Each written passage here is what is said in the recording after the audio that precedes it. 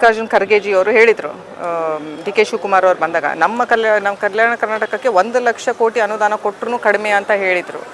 ಅದನ್ನು ಯಾಕೆ ಇಂಪ್ಲಿಮೆಂಟ್ ಮಾಡ್ತಾ ಇಲ್ಲ? ಹೇಳಿರೋದು ನಿಜ. ಸದನ ನಡೀತಾ ಇದೆ, ನಮಗೆಲ್ಲರಿಗೂ ಗೊತ್ತಿರೋ ಹಾಗೆ. ನಾಳೆ ಸದನದ ಕೊನೆ ದಿನಾಂಕ. ನಮ್ಮ ಮಾಧ್ಯಮದ ಮೂಲಕ ನಂದು ಒಂದು ಮನವರಿಕೆ ಇದೆ, ಕಲ್ಯಾಣ ಕರ್ನಾಟಕಕ್ಕೆ ಇವ್ರು ಏನು ಹೇಳುವಂಥ ಅನುದಾನ ಕೊಟ್ಟಿಲ್ಲ. ಸೊ ರೀಅಪ್ರೋಪ್ರಿಯೇಷನ್ ಮಾಡಿಬಿಟ್ಟು ಅಟ್ಲೀಸ್ಟ್ ನಾಳೆ ಆದ್ರೂ ನಮ್ಮ ಕಲ್ಯಾಣ ಕರ್ನಾಟಕಕ್ಕೆ KKRDBಗೆ ಅವರು ಅನುದಾನ ಕೊಡಬೇಕು. ಇಲ್ಲಿನ ಹಿರಿಯ ರಾಜಕಾರಣಿಗಳಾದ ಮಲ್ಲಿಕಾರ್ಜುನ್ ಖರ್ಗೆಜಿ ಅವರು ಹೇಳಿದರು, ಡಿ ಕೆ ಶಿವಕುಮಾರ್ ಅವರು ಬಂದಾಗ ನಮ್ಮ ಕಲ್ಯಾಣ ಕರ್ನಾಟಕಕ್ಕೆ 1,00,000 ಕೋಟಿ ಅನುದಾನ ಕೊಟ್ಟರು ಕಡಿಮೆ ಅಂತ ಹೇಳಿದರು. ಅದನ್ನು ಯಾಕೆ ಇಂಪ್ಲಿಮೆಂಟ್ ಮಾಡ್ತಾ ಇಲ್ಲ? ಹೇಳಿರೋದು ನಿಜ ಇದೆ, ಸತ್ಯನೂ ಇದೆ, ಬಟ್ ಇಂಪ್ಲಿಮೆಂಟ್ ಮಾಡಬೇಕಲ್ಲ. ನೀವು ಒಂದಷ್ಟು ದೊಡ್ಡ ಸ್ಥಾನದಲ್ಲಿ ಕೂತ್ಕೊಂಡಿದ್ದಾರೆ. 55 ವರ್ಷದಲ್ಲಿ ನಮ್ಮ ಜನರು ನಿಮಗೆ ಆ ಬೆಂಬಲವನ್ನು ಕೊಟ್ಟಿದ್ದಾರೆ.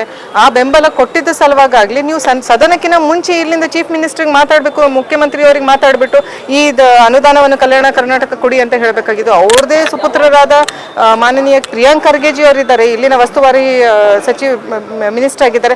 ಅವರಿಗಾದ್ರೂ ಹೇಳಿಬಿಟ್ಟು ಅಟ್ಲೀಸ್ಟ್ ಬರೋ ಅನುದಾನ ಆದರೂ ಕೊಡಬೇಕಲ್ಲ. ಇಲ್ಲಿ ಮಾಡಿರೋ ಕ್ಯಾಬಿನೆಟ್ ಮೀಟಲ್ಲಿ ಹೇಳಿದ್ರು ಖಾಲಿ ಹುದ್ದೆಗಳನ್ನು ನಾವು ತುಂಬ್ತೀವಿ ಅಂತ, ಅದನ್ನ ತುಂಬಿಲ್ಲ. ಬೇರೆ ಕಡೆ ಕ್ಯಾಬಿನೆಟ್ ಮೀಟ್ ಅದನ್ನು ಸುವರ್ಣಸೌಧದಲ್ಲೂ ಹೇಳಿದ್ರು, ಅದನ್ನು ತುಂಬಿಲ್ಲ. ಬರೀ ಸುಳ್ಳು ಆಶ್ವಾಸನೆಗಳನ್ನು ಕೊಡ್ತಾ ಇದ್ದಾರೆ. ನಮ್ಮ ಕಲ್ಯಾಣ ಕರ್ನಾಟಕ ಸ್ಪೆಷಲಿ ಕಲಬುರಗಿ ಇವತ್ತು ಪರ್ ಕ್ಯಾಪಿಟಲ್ ಇನ್ಕಮ್ 1,43,610 ಇದೆ.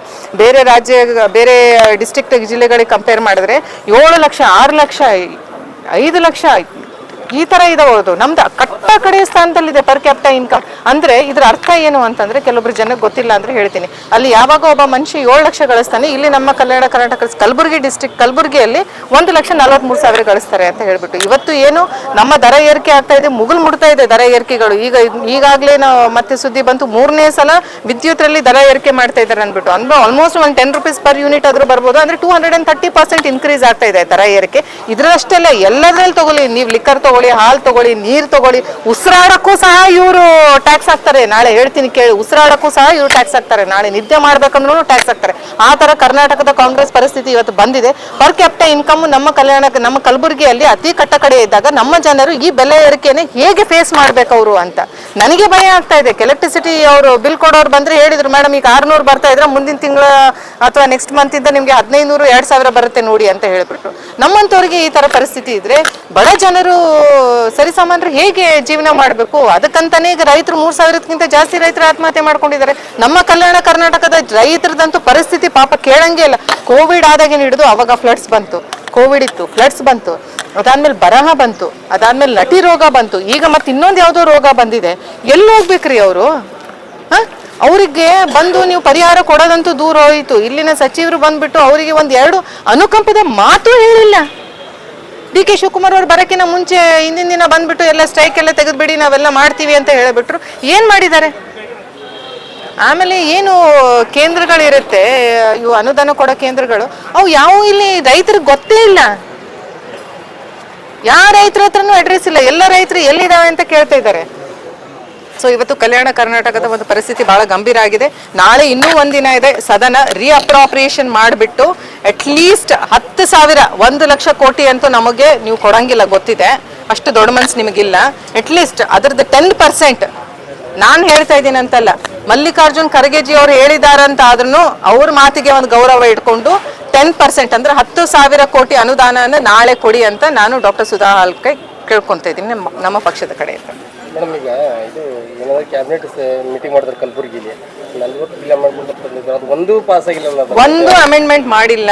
ಇವ್ರು ಮೂಗಿಗೆ ತುಪ್ಪ ತೋರ್ಸ ಕೆಲಸ ಮಾಡ್ತಾ ಇದ್ದಾರೆ. ಒಂದು ಚೀಫ್ ಸೆಕ್ರೆಟರಿಯನ್ನ ತಗೊಂಡ್ ಬರ್ತೀನಿ ಅಂತ ಹೇಳಿದ್ರು, ಅದು ಮಾಡಿಲ್ಲ. ನಮ್ಮ ಎಜುಕೇಶನ್ 27ನೇ ಸ್ಥಾನದಲ್ಲಿತ್ತು ಬಿಜೆಪಿ ಸರ್ಕಾರ ಇದ್ದಾಗ, ಇವತ್ತು ಕಟ್ಟ ಕಡೆಯ ಸ್ಥಾನದಲ್ಲಿದೆ. ಪೌಷ್ಟಿಕ ವಿಚಾರದಲ್ಲೂ ಸಹ ಕಟ್ಟ ಕಡೆಯಲ್ಲಿದೆ. ಕ್ರೈಮ್ ರೇಟಲ್ಲಿ ಕರಪ್ಷನ್ ಅಲ್ಲಿ ಮಾತ್ರ ಕಾಂಗ್ರೆಸ್ ಎತ್ತಿದ ಸರ್ಕಾರ. 5 ಗ್ಯಾರಂಟಿಗಳನ್ನು ಏನು ಇವರು ಜನಕ್ಕೆ ಆಸೆ ತೋರಿಸ್ಬಿಟ್ಟು ಗೆದ್ದು ಬಂದಿದ್ದಾರೆ. ಇವತ್ತು 6ನೇ ಗ್ಯಾರಂಟಿ ದರ ಏರಿಕೆ, 7ನೇ ಗ್ಯಾರಂಟಿ ಕ್ರೈಮು, 8ನೇ ಗ್ಯಾರಂಟಿ ಕರಪ್ಷನ್ನು. ಫಸ್ಟೇ ಬರೋದು ಕರಪ್ಷನ್ನು, ಆಮೇಲೆ ಸೆಕೆಂಡ್ ಕ್ರೈಮು ಮತ್ತು ದರ ಏರಿಕೆ. ಸೊ ಇವತ್ತು ಇವರು ST/SC ಫಂಡ್ಸ್ 25,000 ದುರ್ಬಳಕೆ ಮಾಡ್ಕೊಂಡಿದ್ರು ಗ್ಯಾರಂಟಿ ಸಲುವಾಗಿ. ಅವ್ರಿಗೆ ಕೊಡೋ ಅನುದಾನಗಳನ್ನು ಕೊಡ್ತಾ ಇಲ್ಲ. ಇದು ಸಂವಿಧಾನದ ಕಂಪ್ಲೀಟ್ ವಿರುದ್ಧವಾಗಿ ಇವರು ಹೋಗ್ತಾ ಇದ್ದಾರೆ.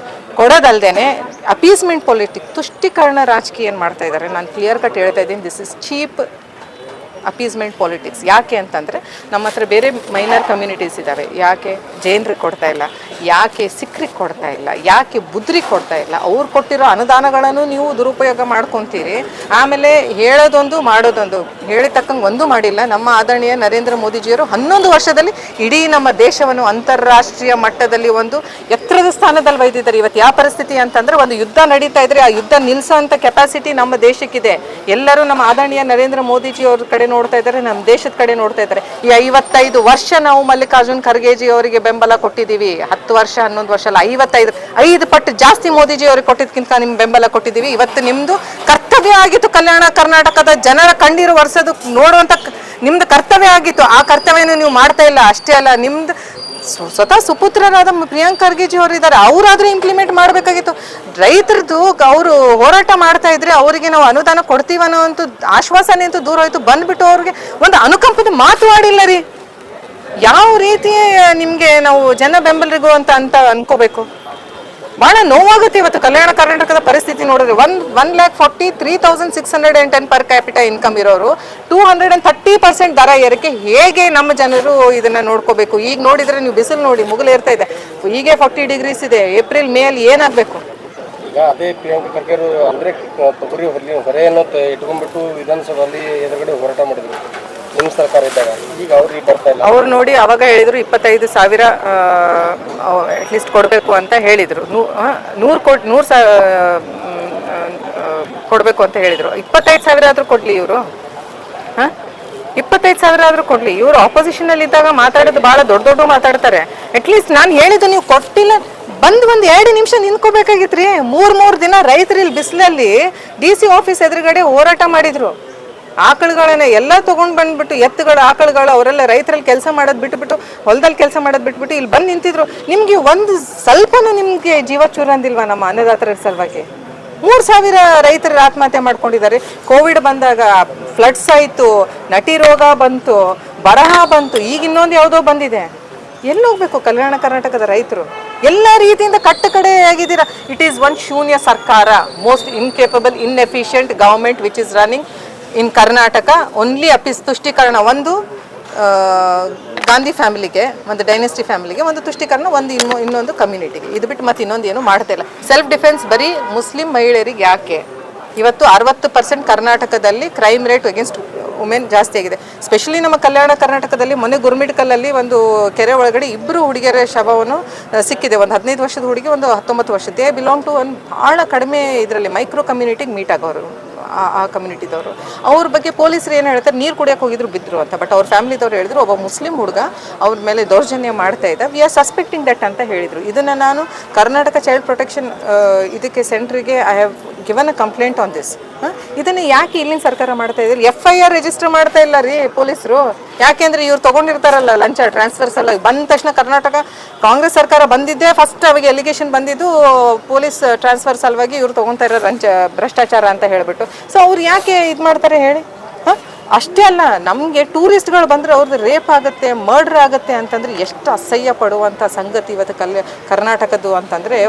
ಒಂದು ಟೈಮ್ದಲ್ಲಿ ಬ್ಯಾಂಗ್ಳೂರ್ ಅಂತಂದರೆ ಸಿಲಿಕಾನ್ ಸಿಟಿನ we use to welcome everybody from every aspect of the world. ಇವತ್ತು ಏನು ಪರಿಸ್ಥಿತಿ ಆಗಿದೆ? ಎಲ್ಲ FDI ಇನ್ವೆಸ್ಟ್ಮೆಂಟ್ ವಾಪಸ್ ತೊಗೊಂಡಿದ್ದಾರೆ. ಯಾರು ಇಲ್ಲಿ ಇನ್ವೆಸ್ಟ್ ಮಾಡೋಕ್ಕೆ ರೆಡಿ ಇಲ್ಲ. ಏನು ಮಾಡ್ತಾ ಇದ್ದಾರೆ ಏನು ಇವರು? ಬೇರೆ ರಾಜ್ಯಗಳಲ್ಲಿ ಎಲೆಕ್ಷನ್ ನಡೀತಾ ಇದ್ರೆ ಇಲ್ಲಿಂದ ದುಡ್ಡು ಹೋಗ್ಬಿಟ್ಟು ಅಲ್ಲಿ ಹೋಗುತ್ತೆ. 180 ವಾಲ್ಮೀಕಿ ಸಮುದಾಯದ ಏನು ಕರಪ್ಷನ್ ಆಗಿತ್ತು ಅದು ಅಲ್ಲಿ ಹೋಗಿತ್ತು. ಪ್ರೂಫ್ ಸಮೇತ ಸಿಕ್ಕಿದೆ ತಾನೇ? ಬೇಕಲ್ಲ ರೀ, ಜನರಿಗೆ ನ್ಯಾಯ ಮಾಡಬೇಕಲ್ಲ.